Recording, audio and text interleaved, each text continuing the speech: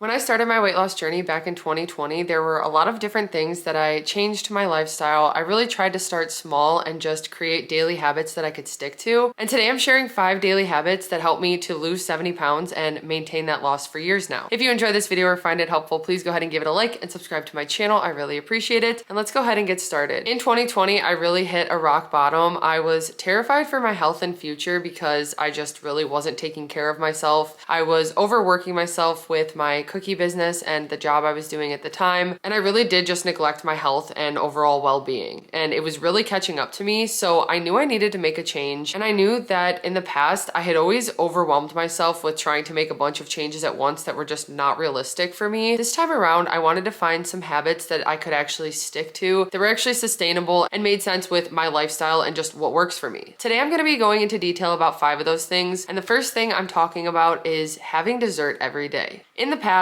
before I started my weight loss, I have always had a sweet tooth when it comes to candy. I've always really just liked to have something sweet after I finish a meal. That was a habit that I've just always had since I can remember. Every time I would finish dinner especially, we would just have dessert right away. But even breakfast and lunch at times, I just wanted that like sweet bite after. And it really did cause me to consume a lot of extra calories and sugar that I wasn't paying attention to. So when I started my weight loss journey in 2020, I knew that I had to change that. And I didn't want to completely just restrict myself and no longer have dessert anymore because I had tried that in the past and that would just lead to me overeating and emotional eating, and I knew that didn't work. When I started my weight loss, I still wanted to have dessert every day, and to this day, from the day I started, I've had dessert every single day since then. And I mentioned in my last daily habits video, which I can link in the description, but one thing that I do is I have an apple after dinner every single day. It helps to satisfy my sweet tooth right away. It helps to make me a little more full, and actually recently I just learned it helps with garlic breath if you have garlic in your stomach. That was interesting. But anyway, that's not the point of this. I would start eating fruit after meals. It really helped to satisfy my sweet tooth, but I didn't want to restrict. I didn't want to cut out dessert. I would just eat that apple before my dessert,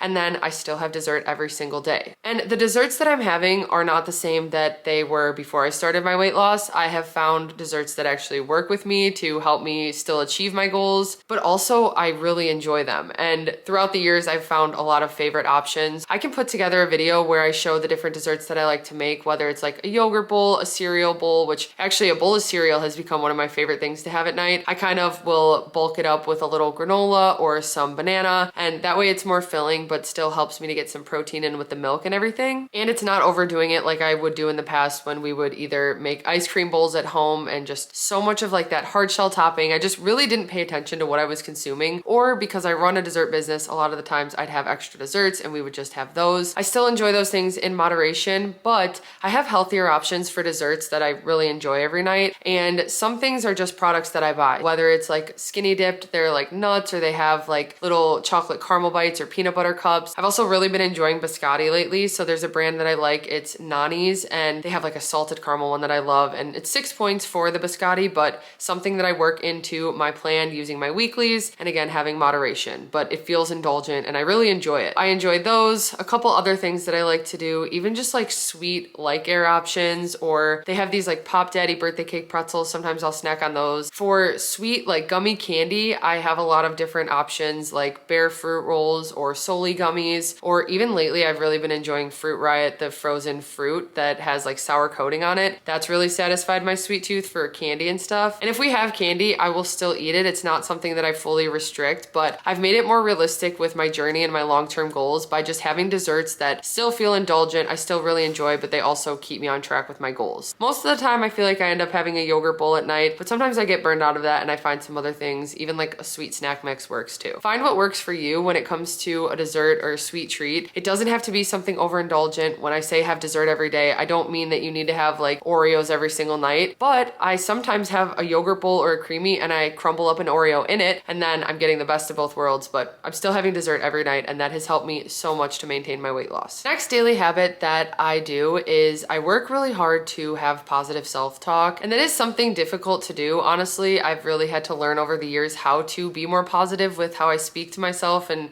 just think about things and just feel about myself and where I'm at. And I've really had to work to build my confidence in myself because of it. Because in the past, I would just talk so negative to myself. I would think that I didn't deserve to take care of myself. I thought I was past the point of no return. And I just felt so helpless and kind of like I didn't deserve it in my mind. And I've really learned that it's important to not feel that way, because that was just really holding me back and bringing me down and keeping me from making these healthy choices that I actually can stick to, because I just felt like there was no point. Now I really do make an effort every single day, whether I'm starting to think negatively or feel those thoughts creep back in. I do struggle sometimes too. I will look in the mirror and feel like I've lost my progress, and it really starts to get to me, but I have to remind myself that that doesn't work that way and it's my mind playing tricks on me. And a lot of the times then maybe I'll go for a walk or just do something to get my mind off it, go play with the dogs or something, just to flip my mind to be a little more positive. Walking has really helped me with that lately, but I try to just get away from those negative thoughts and also switch to more positive thoughts and remind myself of the progress that I've made, or of the fact that in those situations, I'm actually choosing to do something healthy for myself. In the past, I wouldn't do that. Instead, I would go eat something that would make me feel worse and do it out of emotions, or just make decisions that weren't healthy for my body and my future. Now that I've switched the way that I talk to myself, the way that I think about things, I've realized that my health is important. I do deserve to take care of myself and make these choices that are just gonna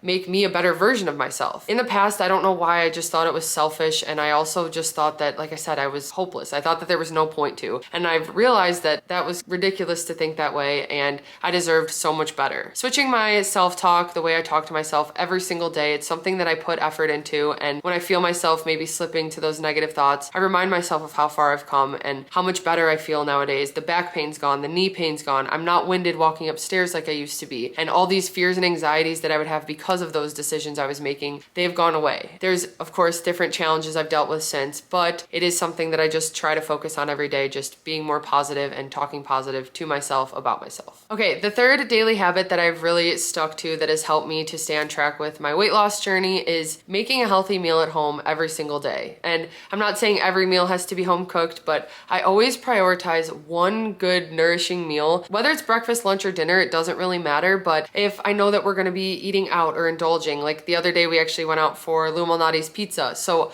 I knew that I wanted to have a nourishing breakfast and a nourishing dinner. I still had, but I wanted to make sure to get my veggies in and my protein in during that time, because I knew we were going out for lunch or whatever. Or even when it just comes down to a day where I'm making all three meals at home, and maybe breakfast I just have to work on cookies and I'm kind of rushing around, so I just do like egg bites and a protein coffee, then I really make sure to prioritize that lunch as a filling, nourishing lunch that's got a lot of 0-point foods. It's got proteins, vegetables, maybe I have a fruit after, just so that I'm making sure to still get my nutrients, get the fiber, get the protein, actually be full so that I'm not tempted to snack. And it just overall makes me feel so much better. It doesn't even have to be a complicated meal. A lot of the times I have ingredients already prepped, so I'll have like veggie mix, or even right now I've got some grilled chicken, so I'm just gonna make a quick bowl for lunch. I don't have a lot of time to make lunch, but I have some ingredients that I could just quickly throw together, and it's gonna be super filling and help me to hit my goals. And that way I just got one meal checked off the day, made at home, that is nourishing. It helps me to stay on track with my goals. And of course you can have balance. Like I said, there are times when I get takeout or we go out to a restaurant, and those are definitely the days where I prioritized at least one meal at home still, like I said, before or after, to make sure I still am hitting those nutrients. But you can have balance. I'm not saying that you need to cook every meal at home, but having one solid meal that I've made at home with fresh ingredients that I have prepped or that I quickly make, it really does make a difference in just making sure I'm more full throughout the day